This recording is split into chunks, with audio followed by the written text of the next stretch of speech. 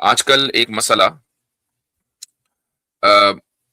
کافی media میں head line بٹور رہا ہے، اور یہ مسئلہ ہے ایک نوجوان کے اسلام قبول کرنے کا، کہ جس نے چند سال پہلے کسی ویڈیو میں نے دیکھا کہ 2008 میں شاید اس نوجوان نے اسلام قبول کیا، یا اسلام کے راستے پر اس نے غور کرنا شروع کیا، اور یہاں تک کہ اللہ تعالیٰ نے اس کو ہدایت دی۔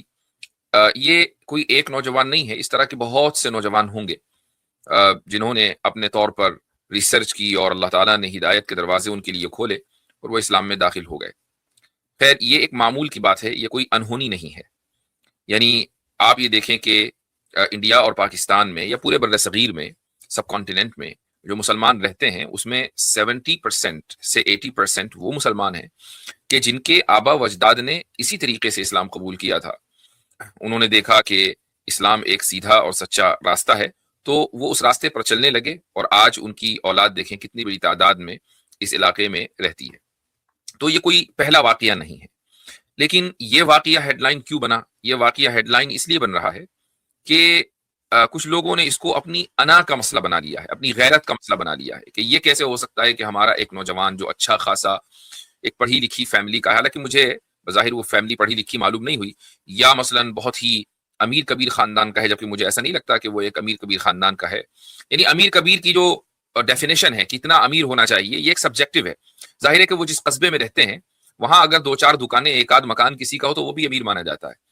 تو یہ کوئی عمارت نہیں ہے، یہ ایک مطلب ایک مڈل کلاس فیملی کا لڑکا ہے، اس نے اسلام قبول کر لیا، اور وہ ڈنکے کی چوٹ پر یہ کہہ رہا ہے کہ الحمدللہ ایم مسلم۔ تو اب کچھ لوگوں کی غیرت جاگ گئی، اور انہوں نے کہا کہ بھئی یہ کیسے ممکن ہو سکتا ہے۔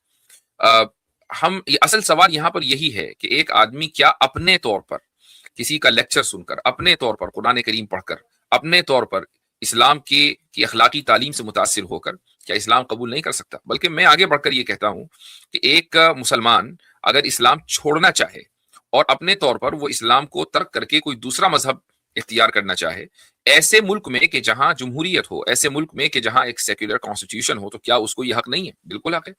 کتنے ہی مسلمان ہیں، یا کہہ لیں کہ لوگ ہیں، کہ جو کسی زمانے میں مسلم گھرانے میں پیدا ہوئے، لیکن ان کو کوئی چیز بری لگی اور وہ اسلام سے نکل گئے، اور آج یا تو وہ ملحد ہیں، یا ایگنوسٹک ہیں، یا کوئی دوسرا دھرم اور مذہب انہوں نے اختیار کر لیا۔ کیا یہ کوئی غیرت کا ایشو بن گیا مسلمانوں کے لیے؟ ہرگز نہیں، بلکہ ہم تو یہ کہتے ہیں کہ اس طرح کا کچرا جتنا جلدی نکلے، فارغ ہو مسلمانوں سے، اتنا اچھا ہے۔ جس انسان کو اللہ سے شکایت ہے، جس انسان کو خدا اور خدا کے پیغمبر سے شکایت ہے، تو اس کا پھر مسلمان رہنے کا کیا فائدہ؟ یعنی جو اس تعلق سے اتنی منفی سوچ رکھتا ہو، تو ایسے کچرے کو جتنا جلد باہر نکالا جائے اتنا اچھا ہے۔ میں تو یہ کہتا ہوں ایسے موقع پر مسلمانوں کی غیرت ہرگز نہیں جاگنی چاہیے۔ یہ غیرت کا مسئلہ ہے ہی نہیں، یہ ہدایت کا مسئلہ ہے۔ ہاں، اگر کوئی نوجوان ایسا ہے کہ جس کو اسلام کے تعلق سے کوئی شک و شبہ ہے، یعنی وہ مخلص ہے، وہ چاہتا ہے کہ وہ اللہ تک پہنچے، وہ چاہتا ہے کہ سیدھے راستے پر باقی رہے، وہ چاہتا ہے کہ قرآن کی روشنی اس کے سینے کو منور کرتی رہے، لیکن اس کو کچھ شکوک و شبہات ہیں، تو اس کے لیے الحمدللہ ہم جیسے لوگ یہاں پر بیٹھے ہوئے ہیں ان شکوک و شبہات کو دور کرنے کے لیے۔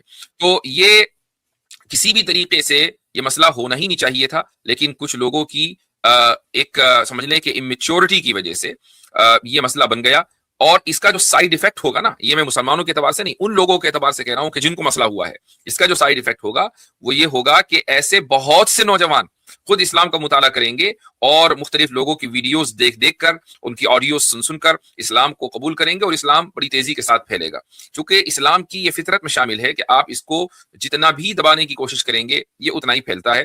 9/11 کے بعد سے دنیا نے اسی چیز کو دیکھا ہے۔ گزشتہ 25 سالوں میں اسلام کسی بھی موقع پر فاسٹسٹ گروئنگ ریلیجن کے اس ٹائٹل سے ہٹا نہیں ہے، یعنی ہمیشہ اس نے اس ٹائٹل کو گزشتہ 25-30 سالوں میں مینٹین کر کے رکھا ہے پوری دنیا میں۔ تو آخر کوئی تو وجہ ہوگی، جبکہ اس کے مقابلے میں اسلاموفوبیا بڑھ گیا، اس کے مقابلے میں جتنی مس انفارمیشن اسلام کے تعلق سے دی گئی ہے وہ اتنی کبھی تاریخ کے کسی دور میں نہیں دی گئی، چونکہ سوشل میڈیا ہے، اور یہ دونوں ہی ان لوگوں کے کنٹرول میں ہے کہ جو اسلام کو پھیلتے پھولتے ہوئے دیکھنا نہیں چاہتے ہیں۔ ہاں، یہ بھی صحیح ہے کہ کچھ لوگ اسلام سے نکلتے ہیں، اور وہ نکلتے ہیں تو ارتداد قبول کرتے ہیں، یا اس کی کوئی بھی وجہ ہوتی ہے۔ ابھی میں ایک چند سمجھ لیجئے کہ ابھی تو چند ہی گھنٹے ہوئے ہیں، 10-12 گھنٹے میں ایک عالم دین سے گفتگو کر رہا تھا، جو مجھ سے ملنے کے لیے آئے، اور ان کا تعلق پاکستان سے ہے۔ وہ یہاں مجھ سے امریکہ میں برہان اکیڈمی میں وہ تشریف لائے۔ تو دوران گفتگو انہوں نے ایک بات کہی، انہوں نے یہ کہا کہ پاکستان میں انہوں نے ایک سروے کیا ہے، اور یہ سروے انہوں نے ان مرتدوں کے میں کیا ہے جن کو سزا ہو گئی ہے، وہ جیل میں بند ہیں. یعنی انہوں نے بلاسفیمی کی تھی، صرف ارتداد کی وجہ سے نہیں، بلاسفیمی انہوں نے کی پاکستان میں، اور اس کے بعد وہ جیل میں چلے گئے، ان کو گرفتار کر لیا گیا، ابھی وہ جیل میں بند ہیں. تو اس طرح کی بہت بڑی تعداد میں ایسے لوگ ہیں کہ جن میں انہوں نے سروے کیا اور ان سے انٹرویوز لیے، یہ جاننے کے لیے کہ ان کا سفر کیسے شروع ہوا. تو انہوں نے ایک بات کہی، اور جس سے میری بات کی تائید ہوتی ہے ہمیشہ. انہوں نے یہ کہا کہ جتنے لوگوں کا میں نے انٹرویو کیا، اور انہوں نے ایک ایسے شخص کا نام بھی لیا کہ جو وہاں بلاسفیمی گینگ کا سپریم لیڈر رہا ہے، جس کا نام ہے اویس نظامی، اور شاید یہ ایاز نظامی غالباً ہے. بہت بڑی تعداد میں وہاں کے لوگ جو اس معاملے سے دلچسپی رکھتے ہیں وہ اس سے واقف ہیں. وہ جیل میں بند ہے، اور تو اس کا انٹرویو جیل میں جانے سے پہلے انہوں نے لیا تھا.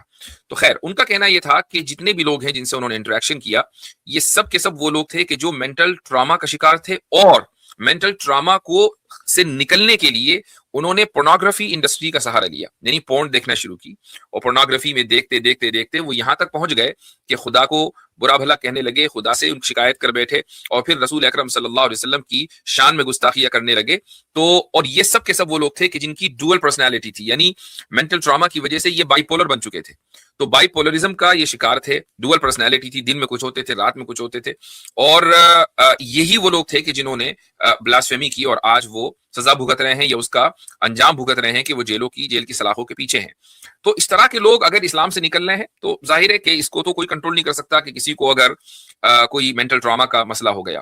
لیکن جو نظریاتی ارتداد ہے یا نظریاتی الحاد ہے، جس کو ہم انٹلیکچوئل ایتھیزم کہتے ہیں، کہ ایک انٹلیکچوئل مسئلے کی وجہ سے ایک آدمی اسلام چھوڑ دے، تو ایسے لوگ 5 سے 10% بھی پوری دنیا میں نہیں پائے جاتے مسلمانوں میں. ہاں، عیسائیوں میں یہ تعداد بہت بڑی ہے، چونکہ ان کے یہاں جو ٹرینیٹی کا مسئلہ ہے یہ بنیادی مسئلہ ہے. اور اب جینیوں میں، ہندوؤں میں اور سکھوں میں اور بھی بہت سی جگہوں پر یہ تعداد بڑھ رہی ہے. ہندوؤں میں سب سے زیادہ بڑھ رہی ہے عیسائیوں کے ساتھ ساتھ. ایک تو یہ کہ آبادی بھی بہت بڑی ہے، ساتھ میں یہ بھی ہے کہ وہاں سب سے بڑا مسئلہ انٹلیکچوئل کا ہے، انٹلیکچوئل ایشو ہے، کہ انٹلیکچوئلی بہت سی چیزیں وہ ثابت نہیں کر پاتے. آپ کو بلائنڈ فیتھ ہی کرنا پڑے گا، اس کے علاوہ آپ کے پاس کوئی چارہ کار نہیں ہے. پھر ہر ایک کا اپنا الگ الگ نظریہ ہے. کوئی خدا تک ایک طریقے سے پہنچتا ہے تو کوئی دوسرے طریقے سے پہنچتا ہے. سارے طریقے ٹھیک ہے بھائی، جب سارے طریقے ٹھیک ہے تو پھر اسلام بھی ٹھیک ہونا چاہیے لیکن اسلام غلط ہے، پھر عیسائیت بھی ٹھیک ہونی چاہیے لیکن عیسائیت غلط ہے. تو پھر سارے طریقے یہ کہنا کہ نہیں سب طریقوں سے اور الگ الگ طریقوں سے ہم خدا تک پہنچ سکتے ہیں، تو یہ پروپوزیشن غلط ہو گیا. تو ہر چیز میں ان کے یہاں کانٹرڈکشن ہے. یہی وجہ ہے کہ نوجوانوں کی ایک بڑی تعداد صرف کلچرل ہندو بن کر رہ گئی ہے، وہ ریلیجسلی اب ہندوازم پریکٹس نہیں کرتے ہیں. اس لیے آپ ان کو اگر ایتھیزم یا اگنوسٹسزم کی فہرست میں ڈالنا چاہیں تو بہت آسانی کے ساتھ ڈال سکتے ہیں. تو صورتحال یہ ہے کہ جتنا آپ اسلام کے خلاف بولیں گے میڈیا اور سوشل میڈیا میں، تو اس سے اسلامی کا فائدہ ہونا ہے. اگر آپ یہ سمجھتے ہیں کہ اتنا زیادہ اسلاموفوبیا پھیلا کر آپ کچھ مسلمانوں کی دل آزاری کریں گے یا ان کے جذبات کو ٹھیس پہنچائیں گے، تو ایسا ہونے والا نہیں ہے. گزشتہ 25-30 سالوں میں جب سے میڈیا بہت تیزی کے ساتھ میڈیا کی چیزیں دنیا میں پھیلی ہیں، سوشل میڈیا آیا ہے، تو ابھی تک تو ہوا نہیں، تو آج کون سا ہو جائے گا. تو یہ چند باتیں تھیں. مجھے لگتا ہے کہ انشاءاللہ جو ایپیسوڈ اس وقت دنیا جو خصوصاً اس ملک کے اس کونے میں چل رہا ہے، مجھے امید ہے کہ اس سے انشاءاللہ کوئی اچھا ہی نتیجہ برآمد ہوگا.